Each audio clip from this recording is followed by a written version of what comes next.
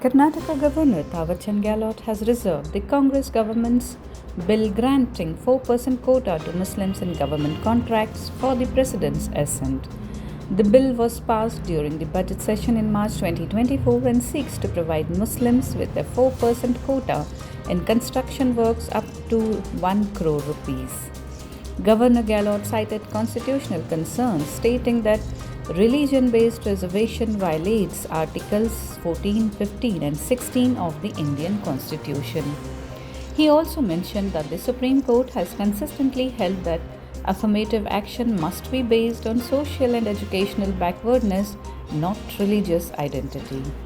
The governor also referenced the Calcutta High Court's decision which struck down the classification of 77 Muslim communities as OBCs in West Bengal. He further referred to the 2003 Supreme Court ruling in Saurabh Chaudhary v. Union of India, which reinforced that reservation cannot be based on religion alone.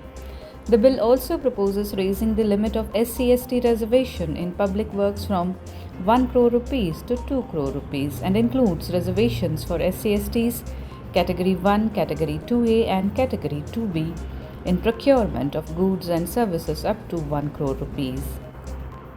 The opposition BJP has strongly opposed the move, calling it appeasement politics.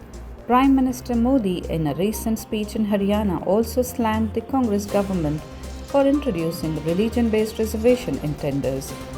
Now the file will be sent to the President of India for final approval.